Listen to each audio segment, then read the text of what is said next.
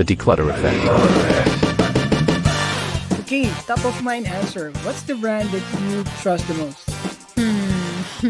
You'll kill me for this. But just thinking about the sheer impact on culture and generations and just the recall, the massive recall and reach, I'd have to say McDonald's. I hate to admit it, but you're right.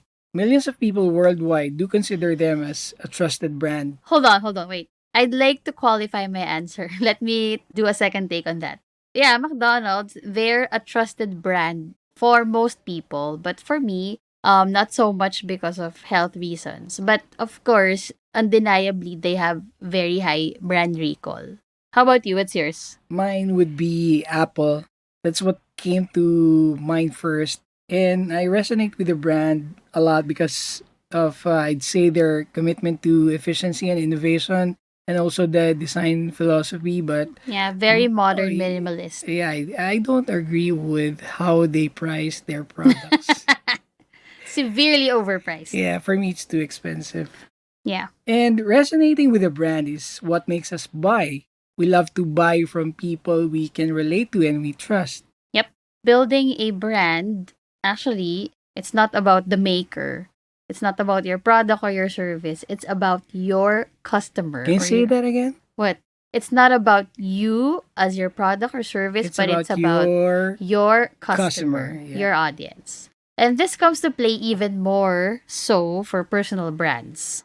Yes, I was about to say, personal brand is about consistently bringing value to your audience over time until you become an authority. Authority, yeah.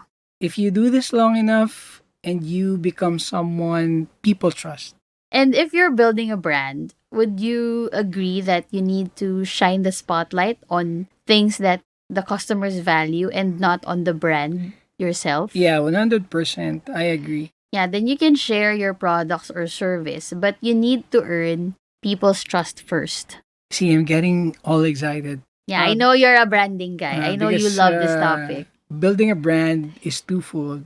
First is figuring out who you are and who your audience is. If you want a reputation that is customer centric, and if we may emphasize it customer centric, then you need to know your audience inside and out. Mm-hmm. Ask these questions. What do they buy? What do they care about? Who do they hang out with? Where do they hang out? I think you're talking about psychographics, right? Yes, purchasing is highly behavioral and psychological, especially if your product goes beyond the basic levels of Maslow's hierarchy of needs. Good old Maslow.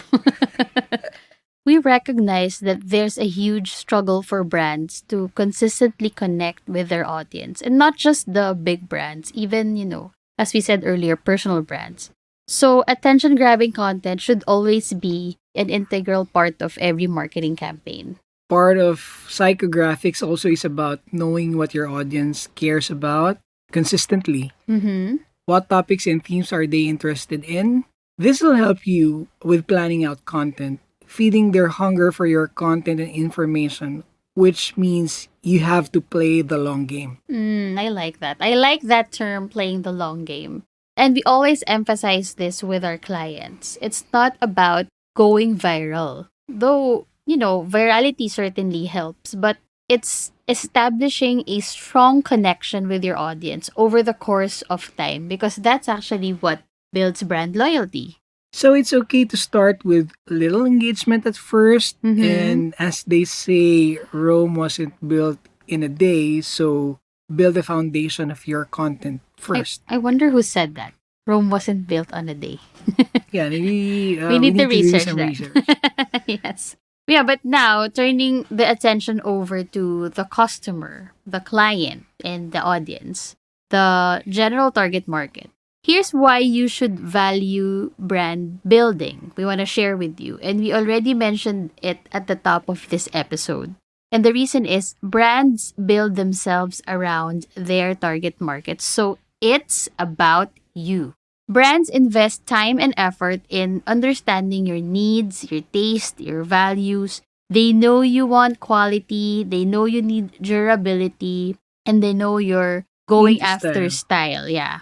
So, by aligning their branding with your preferences, they're in tune to create products that fulfill your desires and your preferences. Well, it's not just about products, it's about the value a brand represents, which a lot of companies are doing. They have to be clear on their value proposition, Mm-hmm. which aligns with your own values and beliefs. Otherwise, then you won't resonate with it. Mm-hmm. When you associate with a brand that shares your ideals, it creates a deeper emotional connection. Ergo, loyalty. Yeah. So remember, when you choose to value brands that put your preferences at the core of their branding, you embark on a journey of satisfaction, personalization, and shared values. It's a win-win situation for both you and the brand. That's the bottom line of it all. Thanks for listening and hanging out with us for the past 10 minutes. If you haven't already, make sure to subscribe to our podcast so you never miss an episode. This is Team Dklutr signing off. Take care, stay curious, and bye for now. Declutter effect.